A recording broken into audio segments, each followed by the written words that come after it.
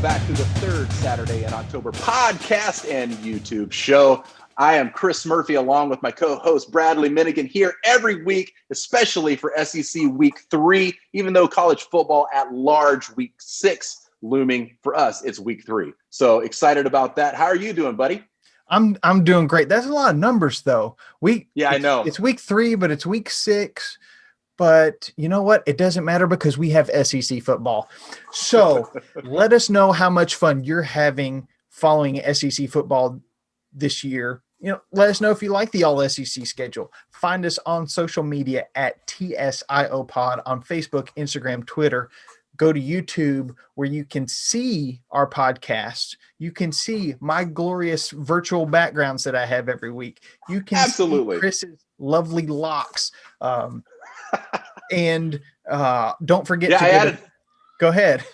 I was going to say I added 3 footballs to my my background here to try to compete with all of your glorious backgrounds that you have. So not competing really. You've upgraded your background game. But also be sure to go to third Saturday in October. Join our virtual tailgate.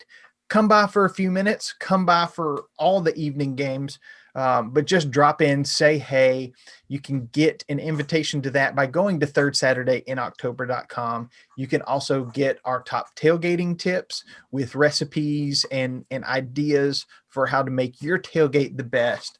And also you can join our Pick 'em League where we pick against the spread every week. So Chris, what are we talking about this week? I just wanted to just encourage those folks that you just mentioned, our Pick 'em League that we do over at CBS Sports. Even though we're in the middle of the season now, that doesn't keep you from joining. It's just fun. You pick only the SEC games and pick a tiebreaker just in case you score or the first place person scores the same amount as the second place person. It's a blast. It's bragging rights. You don't have to have started from the first week of the season to enjoy it. So please join us over there. But this week we talk about everything that was fun and exciting about last week in SEC college football. We talk about what we are looking forward to and headlines moving up with Hurricane Delta and a little Heisman watch, and talk about the headlines for this week. We make our picks for what we think the pick 'em is going to look like. So don't cheat off of us, even though we were putting it out there before we go live with the games. And then we talk about everybody's favorite segment, pregame. So without further ado, let's dive right in. All right, so week 5, which I guess is what we in the SEC consider week 2. Is because the SEC is all that matters. So it's week 2. All that matters. Absolutely. How did you think the slate of games came through? We're still every week playing an only SEC schedule. We don't have any teams with off weeks. And so we still get the first week, last week, this week, and next week before we have anything less than 7 full SEC games to contend with. So how did all 7 of them look to you? I thought week 1 was wild. And in a lot of ways, it really was. Week 2 didn't disappoint either. We see Mississippi State just go off on LSU and then fall to Arkansas. to Arkansas. Arkansas, who hasn't had an SEC win in I don't know how many years. I think maybe 2017 was the last time that they've beaten an SEC competitor. Yeah, that sounds right. And they beat Mike Leach's air raid offense. What the heck happened there? I was all ready to okay, I guess SEC is now the air raid conference now that he's here, expecting him to have another week of blowing people out of the water. I mean, I knew that now that Arkansas had a week to watch what they did against LSU, that maybe it wouldn't be as dynamic because they, it's like a surprise party. Once a surprise happens, then everything settles down again. And so he kind of crashed the SEC with that win over LSU, but then Mississippi State just stuck it to, Arkansas stuck it to Mississippi State. So this is with everything else going on in this year, this is another thing that's fun to watch, but who knows what's going to happen next? Right. It was just bizarre seeing the highs and lows in the Mississippi State arena. LSU came back and said, "Hey, we're we learned from week 1, we're not messing around, put a hurting on Vandy. Yeah. What else did I see? Ole Miss. The Ole Miss Express Yeah. coming through. Again, that was one of those that I think that I picked incorrectly. No, I did pick them correctly. I thought that they would not cover the spread, Kentucky, but I assumed that Kentucky would probably win, I think, if I remember my prediction from last week. But yeah, that was a fun one to watch. Absolutely. Yeah, I didn't think Ole Miss would win. I had to go back and check to make sure it wasn't in overtime. But yeah, winning by a point there. The Ole Miss Express keeps on rolling. What else stood out to me? You know what? I thought that Auburn would be maybe a bit more competitive. It actually makes me worried about Auburn moving forward with their inability to run the ball or to at least find the end zone a little bit. I mean, I know that they're playing Georgia, which to me, arguably one of the best, if not the best team in the nation, in my opinion. So, I mean, Georgia has got so many weapons on defense. I thought that they would certainly win, and they would certainly stifle Auburn, but not to that degree. So, confused and concerned about what Gus and Auburn have moving forward. Yeah, it was interesting. I won't say it was fun because it wasn't fun for them. A couple of the guys who joined our virtual tailgate were Auburn fans, and hearing them just, I guess, talk through their emotions during the game, just is the best way I can think to say it. Just realizing, hey, we're just getting beat. Yeah.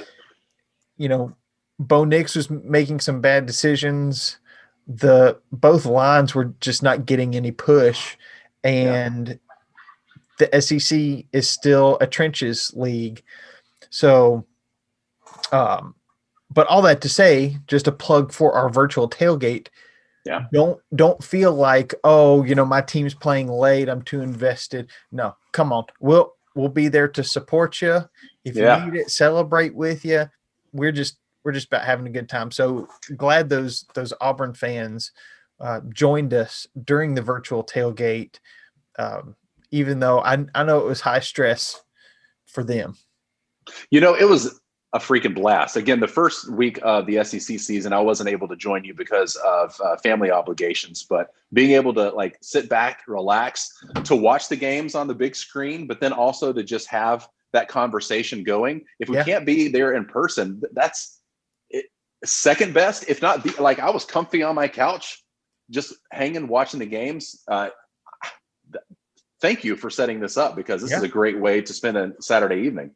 Well, I love it. So drop in for a few minutes. If you just want to drop in, say, hey, drop in for the whole game. Whichever game you're watching, we'll be going live again at 7 Eastern, 6 Central, and go to thirdsaturdayiNoctober.com to get that link, get signed up for it.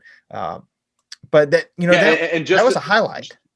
Absolutely. And just to say, for those that haven't joined us yet on the virtual tailgate, I followed your explicit and direct instructions to just go to the website, click on the link, and then it popped right up. So it could not have been easier the way that you set things up. So from the fact that you set this up to making it easy for us all to join each other, it's great. It's easy. You don't have to do anything as long as you've got Zoom installed on a device.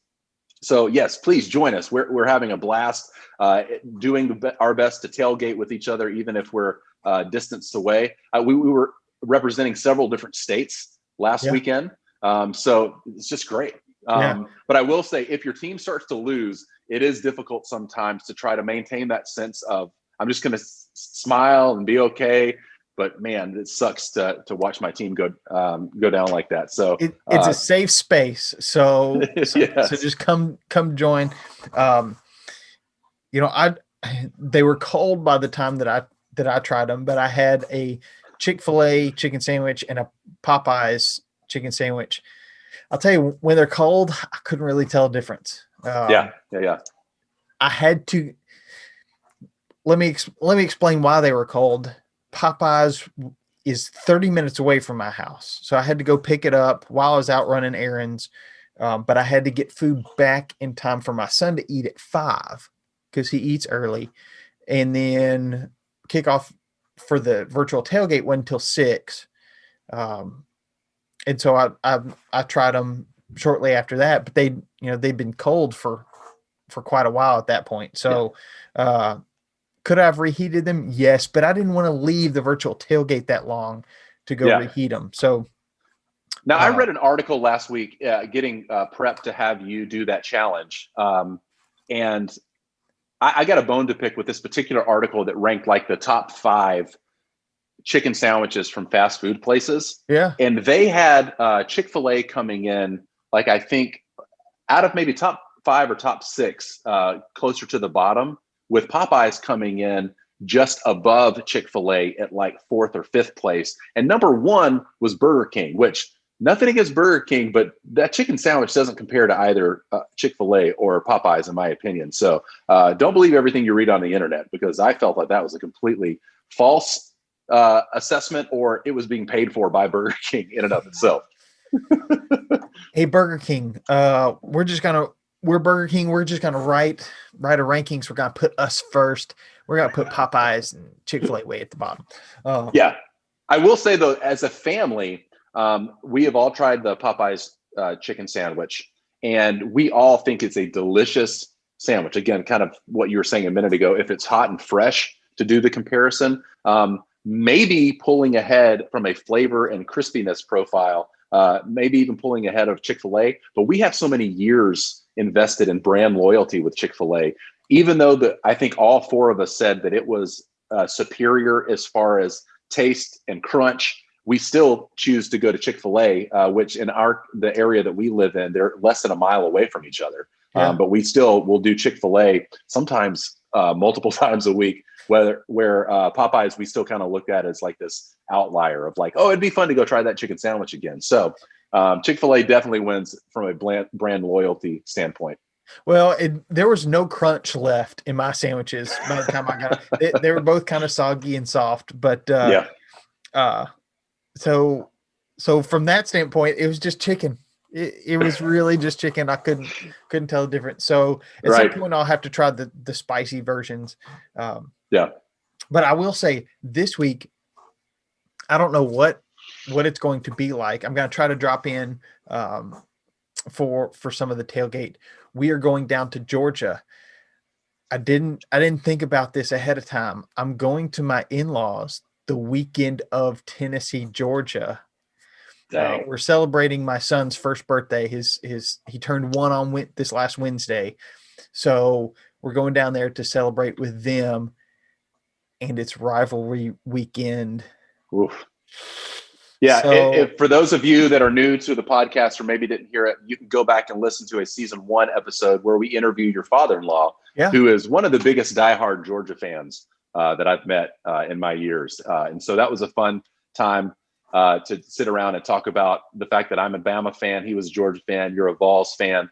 But to be able to talk about it and just have fun, it kind of represents, I think, that what we do on the virtual tailgate as well. That, like, I'm not going to dog your team or laugh at you if your team gets scored on or something like that. It's just for fun. We're not there to make each other feel bad. But you could tell that there was like the Vols fan, the Crimson Tide fan, the Bulldogs fan, like fighting a bit.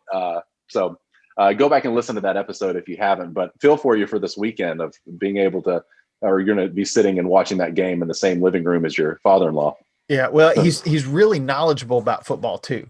So that's what I like. He's not. I've met some fans who are like, oh, why'd he throw that way? Well, the way he read it or the way pressure's coming, he can't see this other part of the field. He understands that, having played quarterback in high school and that sort of thing, but also just watching football for years. And it's funny because I'll be respectful. I won't wear an orange shirt like I'm wearing now on our video cast. I'll probably wear either a white or gray Tennessee shirt so that the orange is minimized. I may even wear a sweatshirt over the top of it, just so there's just a little orange peeking out, Yeah. or something like that. But we've watched some football games together. I don't know that we've watched Tennessee Georgia together, but he made the comment that he may have to watch it in another room. Not because I'd be obnoxious, but because he may be so stressed that he just needs his personal space. But we'll see how that goes. But I'll be trying to drop in for at least a little bit later in the evening for our virtual tailgate. Yeah, man. But it'll be fun. So you'll kind of do like the Superman thing. I was gonna say you kind of do the Superman thing where you've got the Superman underneath the street clothes. Yeah. But if you need to pull it out, it's there, or at least you can feel that uniform, just like keeping it together under there.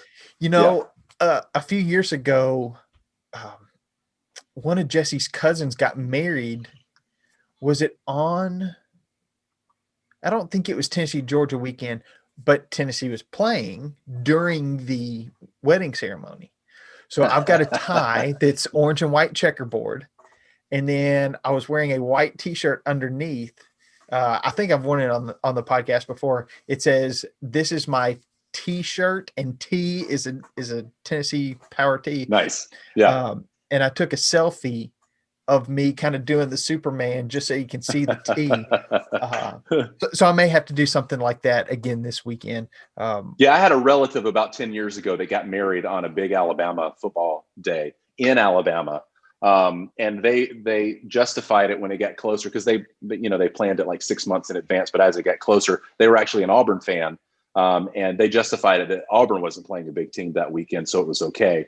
And so it was weird that like everybody tried to like hold themselves together during the ceremony, but as soon as they kissed the bride and put those rings on and walked down the aisle, everybody went back to their radios and found a TV at the reception area so we could figure out and watch the game. So they probably didn't have a lot of interesting reception stories because all the people were gathered around the TV watching the Alabama game. But and at some point, Auburn's going to play a big team on their anniversary weekend. Oh, that's true. Sure. So, I think SEC Shorts just did an episode. They do some great videos where different actors in their series represent different teams, and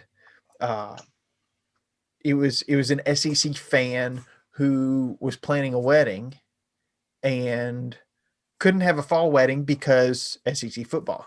And then the pandemic hits and it's like, oh, we're not going to have any games, so plan a fall wedding. And then SEC goes ahead with an all SEC schedule. And now he has to push back his wedding. I can't remember how it ends, but really funny. So check out SEC Shorts on YouTube, and I think they're on Facebook too. Well, speaking of YouTube, for those of you watching us on YouTube, you can see what I'm about to say. But those of you listening to the podcast, just encourage you to go check us out on YouTube. Bradley every week has a different Tennessee themed background. And I was mentioning before we went live, you are currently where with your background? So my background is the Peyton Manning room in the Anderson training facility. It's kind of a shrine to the sheriff, and it overlooks the football practice facility. That's amazing. But Chris, your comment was the way the lighting is in my studio. It looks like I'm sitting in the room because the way the light's kind of hitting my shoulders. So no, it's a perfect placement, man. But it worked out. Yeah, well done. I do feel like you're in Knoxville right now, just looking at you. It's hard to believe that you're sitting in your home office, but well done. So for those of you who are listening to the podcast, pop on over and check us out on YouTube as well, because we try to keep you guessing as to what and where Bradley's going to show up next. Yeah, I've been a part of the Vol Navy. I've been above Neyland Stadium. I've been at the feet of General Neyland's statue. When we had Austin Huff a couple weeks ago, I had Missouri's football field in the background. Oh, that's right. Yep. And then unfortunately, when we had Billy on the show, I wanted to do a Baylor background, but I was out of town traveling. The device that I had wouldn't let me do a virtual background. So it was just the office walls, but yeah, but I do try to keep it entertaining for our video watchers, with just something different every week. well, you look great. You've got your Tennessee orange showing here. Me, I'm wearing like a greenish blue shirt that represents like those beautiful crystal clear waters of the Gulf when it's beautiful when you go down there. But I'm wearing this almost in memory of what it looks like right now, because Hurricane Delta is currently making its way in, and so I'm sure it's not this coral look that it's got going on. But Hurricane Delta seems to be dominating the SEC headlines this week leading up to all the games, because we've got one game that's moved its time, one game that's moved its location just to try to get out of the way of this hurricane that now, as we're recording, is a Category 4. So looks like it's going to be a wet weekend to watch football in the SEC. It's the SEC shuffle.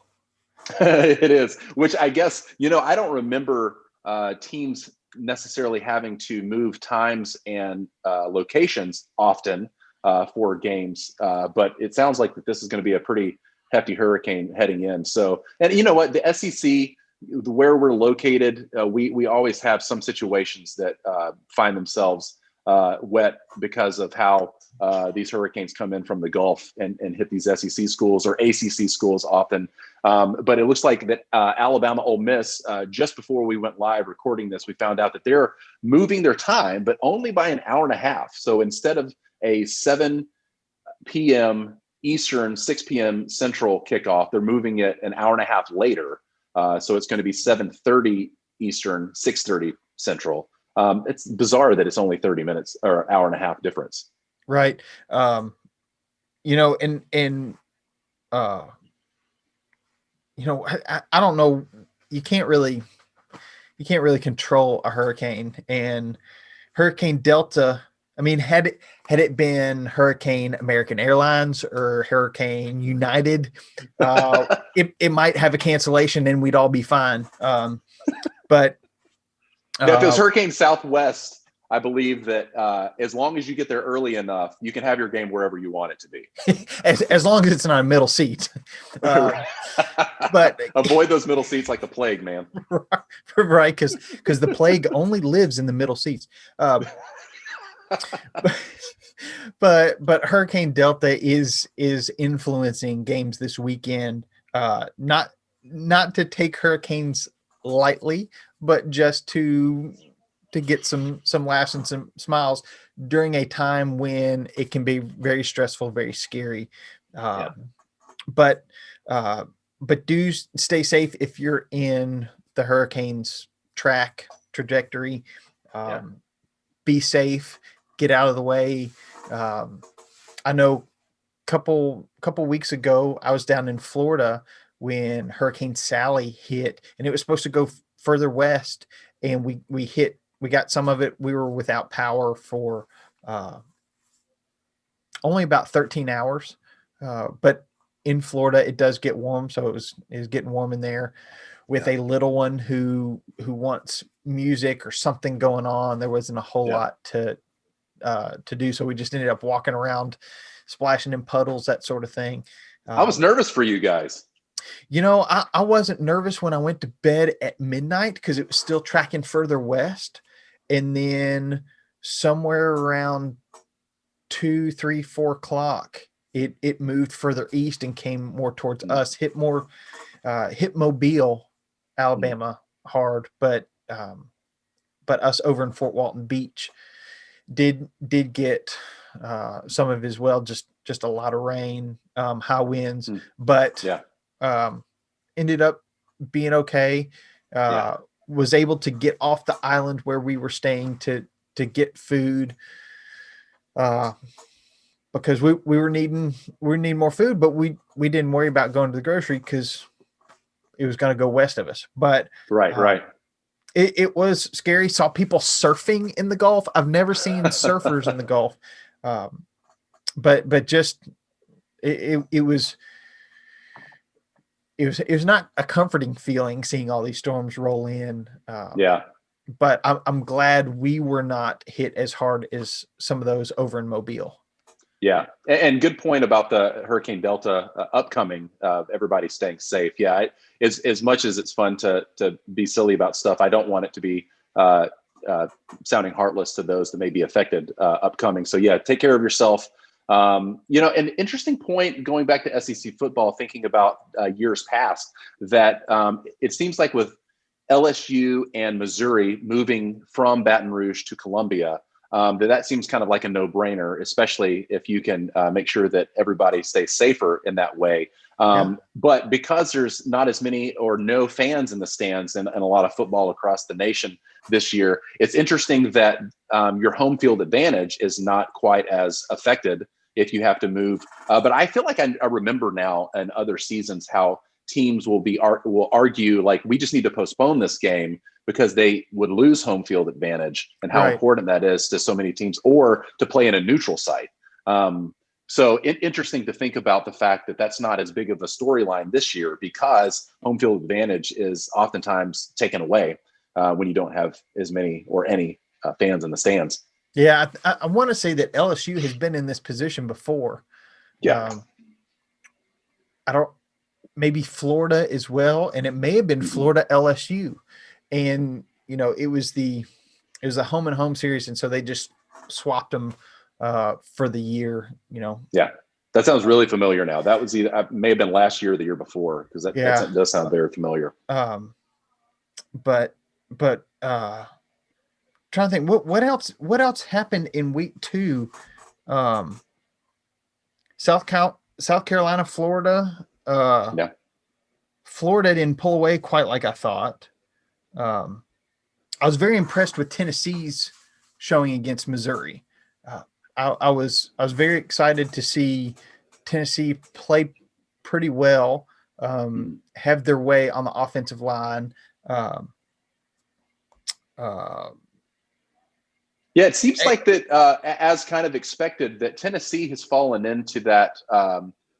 I would assess that they're kind of the number 3 team in the East at this point, with Georgia being number 1 and Florida coming in second, with just with Dan Mullen really pulling that team together this year and just feeling like they're coming out strong.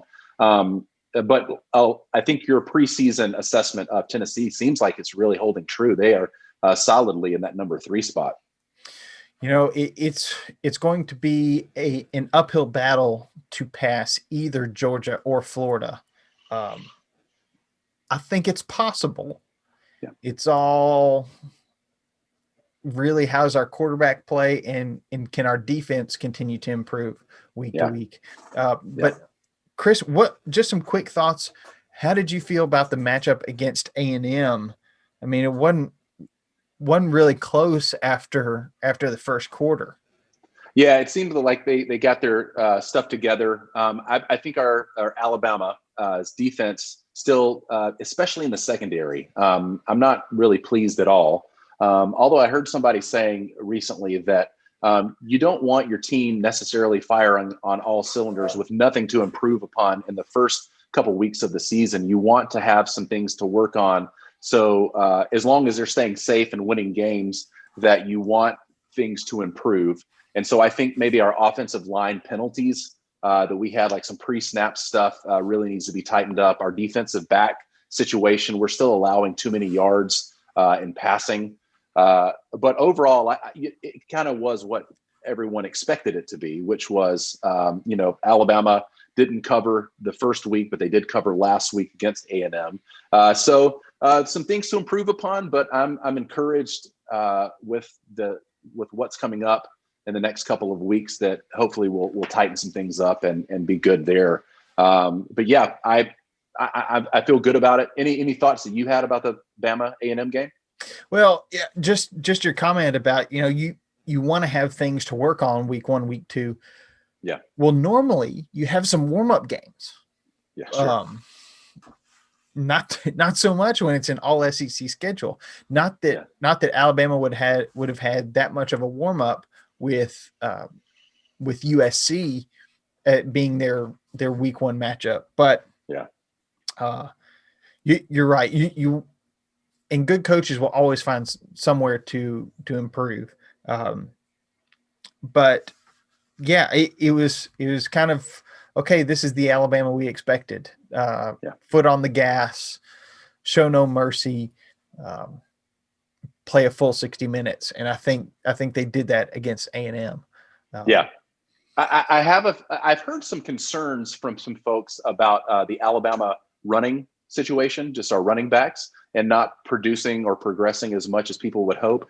My assessment on that is that if you've got Mac Jones being as effective throwing, and the people that he's throwing to are being so effective on offense, that you don't.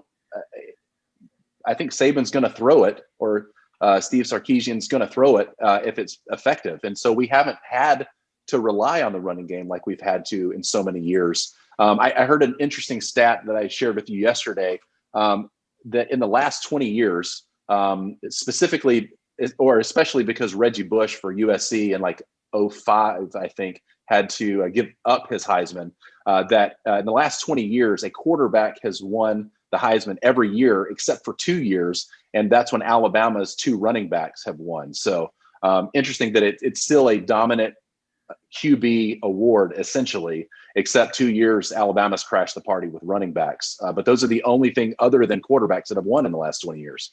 Well, and the other interesting thing, when you're bringing that up, we were talking about, this is really a QB award. So I don't know. It feels like we need to change things up. But John Heisman was not a what we call skill position player. He wasn't a receiver, running back, quarterback. He was a center, guard, and tackle mostly for Brown and then for Penn. So it's funny that the award that is now really for who is the most outstanding offensive player, really who's the most outstanding quarterback. True. Yeah. Is named for somebody who was a lineman. But Heisman has some Southern ties. Even though he played for Brown and Penn, he coached at Auburn. He coached at Georgia Tech. There may have been some other Southern schools where he coached, but it made a big impact. And I learned a lot of this from Saturdays in the South on ESPN Plus, which we talked about on our other podcast that deals with all things Disney, ESPN being mainly owned by Disney. It's something to watch between Sunday and Friday, between Sunday and Saturday when there's not as much football. Saturdays in the South just talks about when college football moved to the South, that first game between Georgia and Auburn, and I've only been through the first 2 episodes of the series, but you get to see how the South really, really owns college football, and takes it as their own. It really starts to develop it, and John Heisman is in that conversation.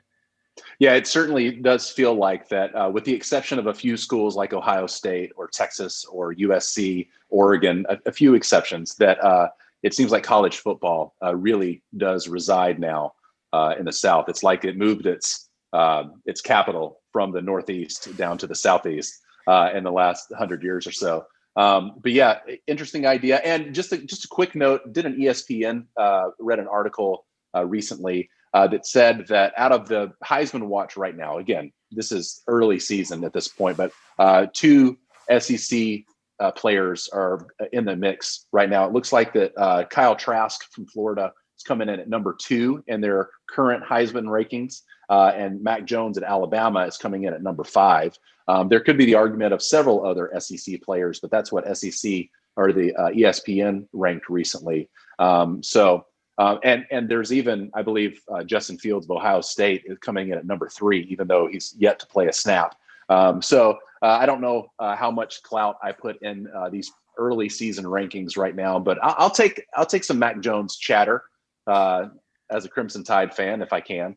But yeah, interesting look at the Heisman stuff. And I didn't know that he coached at some of those other institutions. I certainly knew that he was an Auburn coach at one point, because growing up in Alabama as an Alabama fan, all my Auburn friends really drove that point home to me growing up, that he was a coach at Auburn. He was a coach at Auburn. So certainly interesting. But yeah, moving on, we got a week ahead of us that looks like it's going to be wet and sloppy, but I would love to dive into that just after we talk about our TSIO Top of the Tailgate Tournament of Treats so far, now moving into week 3. What a mouthful. You better chew that up before you take a bite of these tailgate treats. Chris, what do we have on the slate this week? Well, this week we're moving away from actual food. Again, this is Tournament of Treats, so it doesn't always have to involve food. And so this week we're doing drinks. So we'd love for you to go over to Twitter and vote in our fan poll of the TSIO Top of the Tailgate Tournament of Treats. This week, I believe that our 4 selections will be beer, be liquor, will be sodas, or since we're in the South, Coke. Yeah. It's like, what kind of Coke do you want? Oh, I'll take a Dr. Pepper. Or Exactly. the 4th coming in there are sports beverages, sports drinks. So sodas, sports drinks, liquor, and beer. I think that this can be highly contested, because this is a very specific thing. The last 2 weeks, or our first 2 weeks of the Tournament of the Treats, was dips only, dips. And it looks like that right now we've got 7-layer dip and cheese dip, or maybe queso, coming in for a tie for the first week. And then last week, it looks like that the leaderboard has 7-layer dip. Is that where we're at, I believe? Yeah. So what's on there now? Blue cheese and ranch, because you got to have something to dip your wings in. Yeah. Let me see if I can pull this up. We were a little late getting that poll up, so you can still go vote Absolutely. in the second week of the dip voting.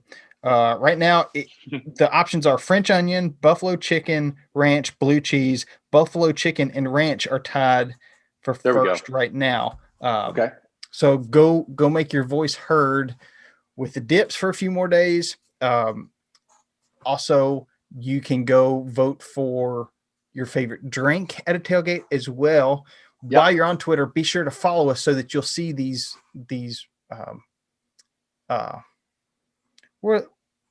what's it called? These voting. See the poll. Yeah. See the vote Polls. in the Polls. Yeah. I was having a brain fart there. But so you can see the polls and vote in those every week.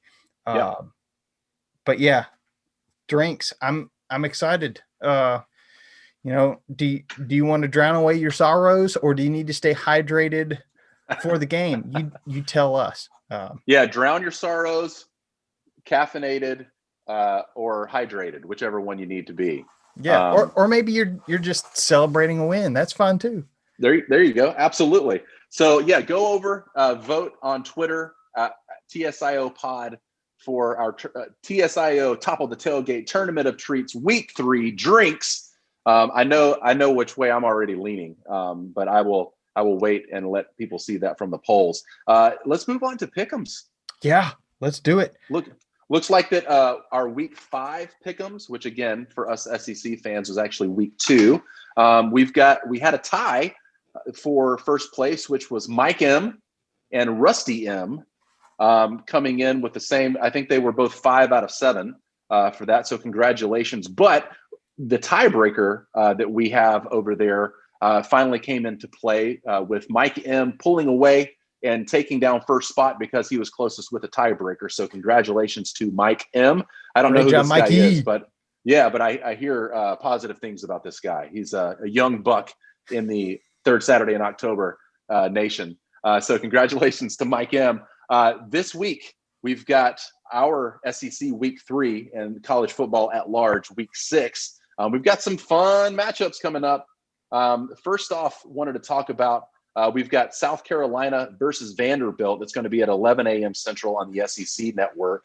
It looks like that South Carolina looks like it's 13.5 points at this stage in the game. What's your thoughts on South Carolina Vandy?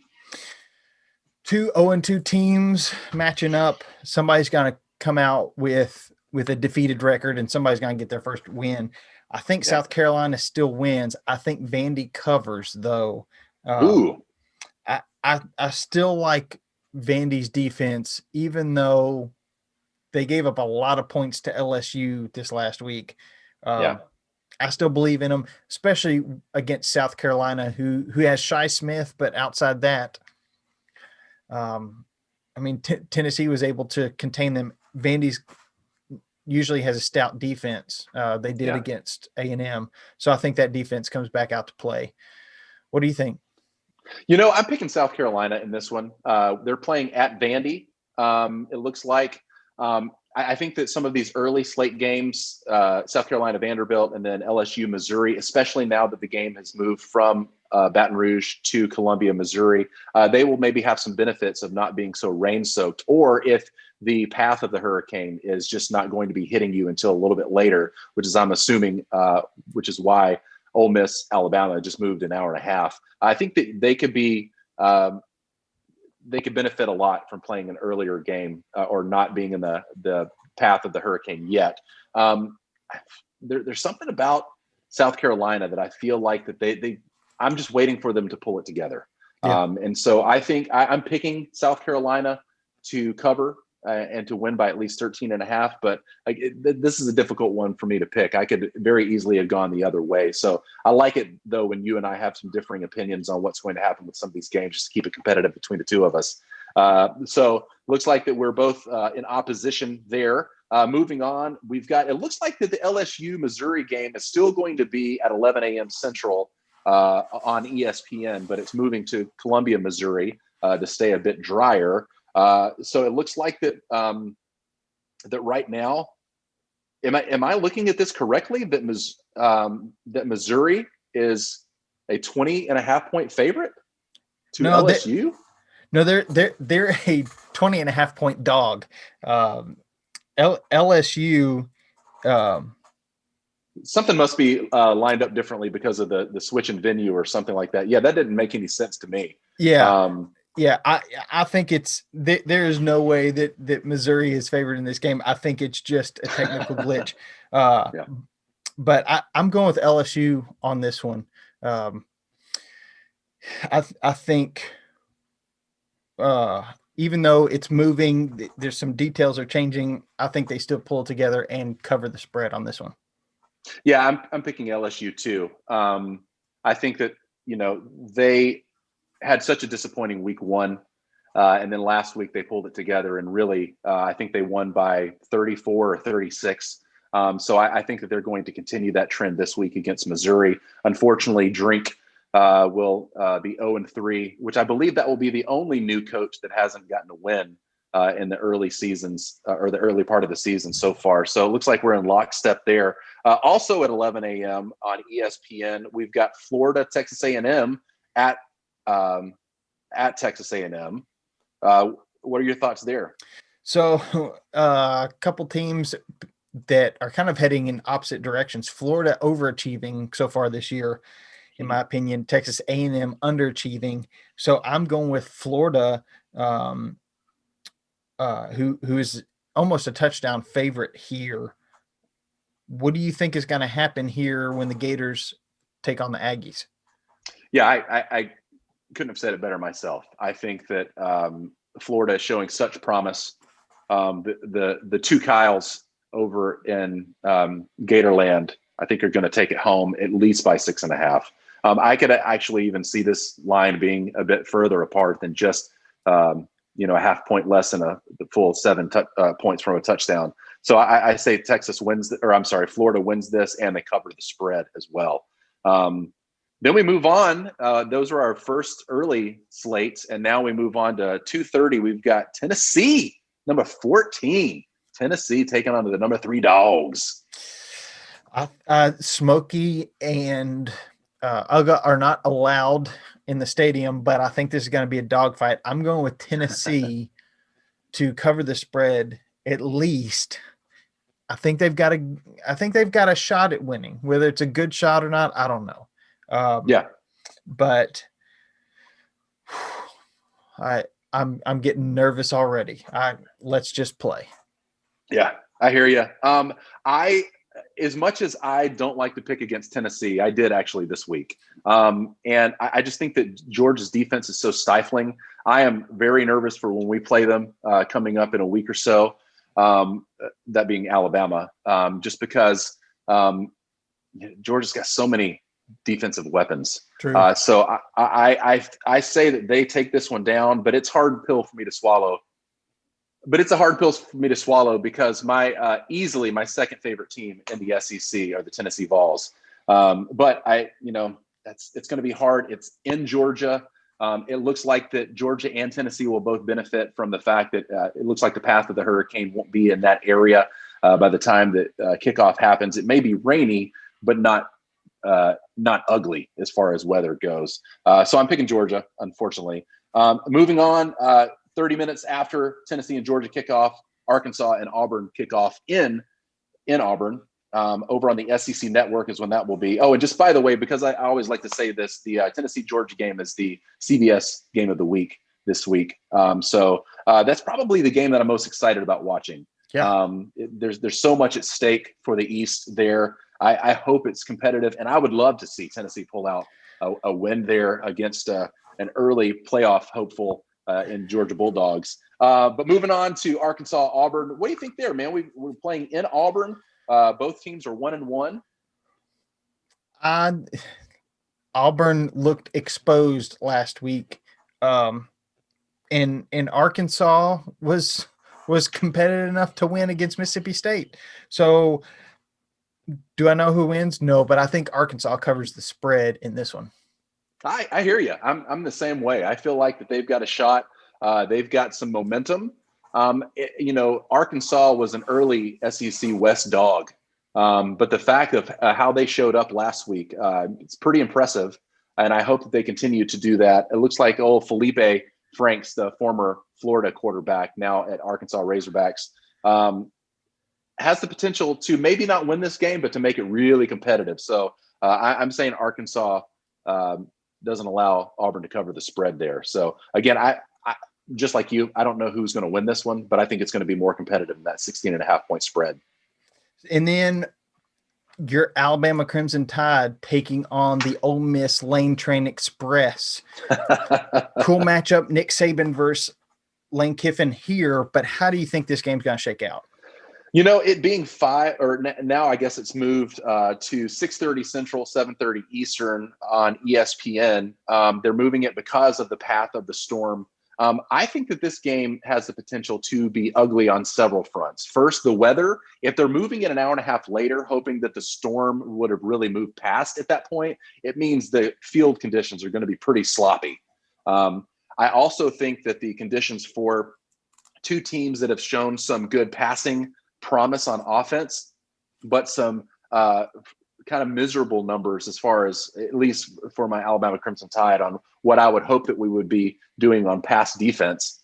I think it's going to be kind of a lower scoring game because of the weather, because of the fact that the things that have shown successful on the Lane Train Express and the Alabama Crimson Tide, which has been some of their passing, is not going to be as effective this game. So as much as I would like to see Bama pull ahead and win by 24.5, which is what the line is right now, I don't think it's going to happen. I think that Alabama is going to have to rely more on their run game and the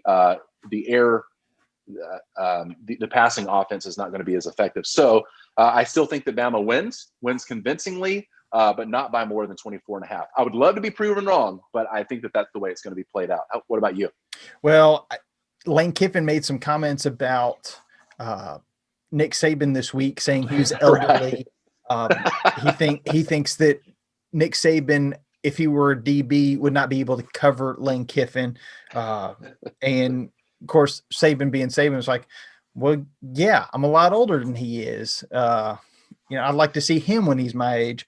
But I think Nick Saban he's going to keep that up here, and he's going to run up the score, whether he has to run it or pass it or score on defense. Who knows? I think Alabama covers the spread here. Oh, wow. And then our final game, Mississippi State at Kentucky.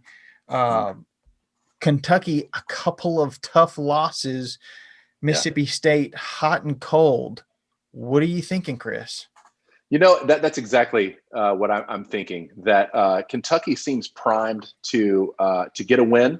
Mississippi State has to make up for what week one we thought was going to be the new SEC West dream team that LSU was last year, that Mike Leach was going to come in and dominate everybody and turn into an air raid conference. But luckily for them, with the weather the way it's going to be, playing in Lexington, Kentucky's home field, I don't think that the weather will be as nasty and sloppy, even though it's a 6:30 Central start over on the SEC network. But I still think that Mississippi State may try to prove the doubters wrong from week two. I think that they actually win this game, even though it looks like that as far as the spread goes, they're not expected to.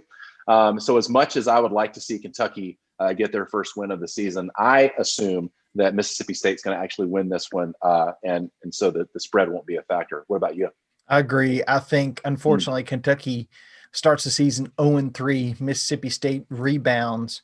So we are in agreement there. Well, Chris, we've made our picks.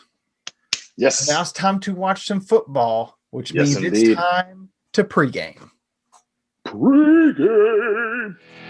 Tailgate, man cave, living room, pregame, burgers, ribs, chicken wings, chip and dip, pregame, scotch and a lot of IPA, Coca-Cola, pregame, slaying darts, EA, cornhole, pregame. How you gonna watch?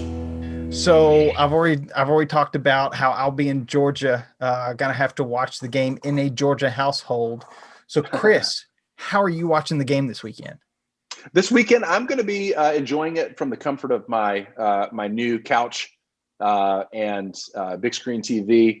Again, this was something that I've been looking forward to all year long, because with COVID hitting, we could not vacation like we were supposed to. And so we decided to use some of those dollars to put some upgrades to make our house more comfortable. So we got a new wraparound couch and a new big screen TV, which has been great to watch the games with so far. So I'm going to be there. Last week, unfortunately, my son and I were going to be watching games, and I was going to make our wings and do all that. But he had another obligation that kept him from joining me on the couch while I was watching some games and watching them with everybody on the TSIO Zoom virtual tailgate. So I'm going to be virtual tailgating again on the couch. I'm bringing back the wings, even though it wasn't a successful weekend last week. I'm going to make it successful this week. So I'm going to enjoy it, have my dog beside me, have some wings on the other side of me, and get full and enjoy some football, fat and happy. Well, I want to see the sauce poncho. If you don't know what a sauce poncho is, last week's episode, we came up with a new idea. So go check that out.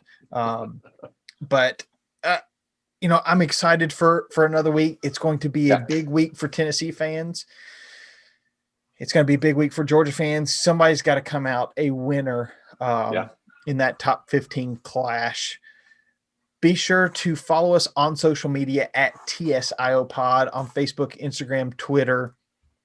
Check us out on YouTube, where you can see my glorious Peyton Manning room background, virtual background. Also, go to Third Saturday in October. Lots of stuff you can do there, like sign up for our Pick 'em League, join our virtual tailgate. Yes, and sir. Also, you can get our top tailgating tips as well, that has some recipes for Chris's homemade blue cheese, my crock pot wings. I don't know what it is about my wings. It just, it just causes you to run away. But be sure to get that over on Third Saturday in October. And until next week, when we will have more football to talk about. Absolutely. Every week. Yes. Chris, roll balls. Roll balls, baby.